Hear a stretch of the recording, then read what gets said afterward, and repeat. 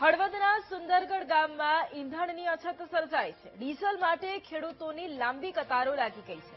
વાવણી સમયે ઈંધણની અછતથી ખેડૂતો મુશ્કેલીમાં મુકાયા। કપાસ, મગફળી સહિતના પાકની વાવણી માટે ડીઝલની જરૂરિયાત વધી છે।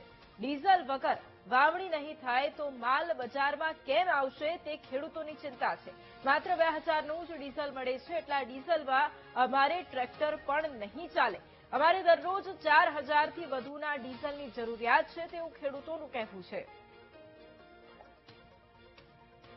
રાજપૂત ગામ જરાડવા હાલ અત્યારે ખેતીમાં મગફળી અને કપાસ વાવવાની સિઝન આવી ગઈ છે અને અત્યારે ડીઝલ મળતું નથી। ડીઝલ અત્યારે ખેડવાની ખાસ જરૂર છે। જો ખેતીમાં અત્યારે દાંતી, રાપ, હળ ને એ બધું હાંકવાનું હોય, વાવણી હાંકવાનું હોય, ડીઝલ ન હોય તો ખેડૂતો હાંકશે કઈ રીતે? એક બાજુ વરસાદની આગાહી આપવામાં આવે તો ખેડૂતો વાવી નહીં શકે તો ખેડૂતો હેરાન થાય છે, જેને લઈ અને આ સરકાર દ્વારા કંઈક યોગ્ય નિર્ણય કરવામાં આવે અને ખેડૂતોને ડીઝલ આપવામાં આવે તેવી ખેડૂતોની માંગ છે।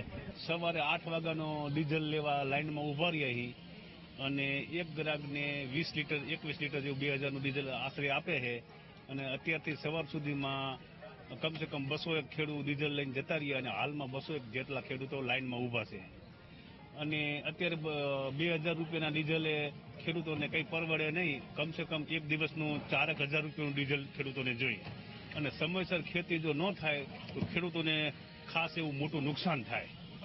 અમે સવારે 6 વાગ્યાના અહીંયા લાઈનમાં ઉભા છીએ, હજી ડીઝલમાં વારો આવ્યો નથી। એક જણાને 2000નું ડીઝલ આપે છે અને ખેતીમાં અમારે ટ્રેક્ટરમાં 2000નું ડીઝલ પોસાય નહીં। 2000નું ડીઝલ અમારે 3 થી 4 કલાક ટ્રેક્ટરમાં હાલે ને ડીઝલ વગર હવે ખેતી થાય એવું છે નહીં। પડતર જમીન રહે તો ખેતીમાં મોટું નુકસાન આવે એવું।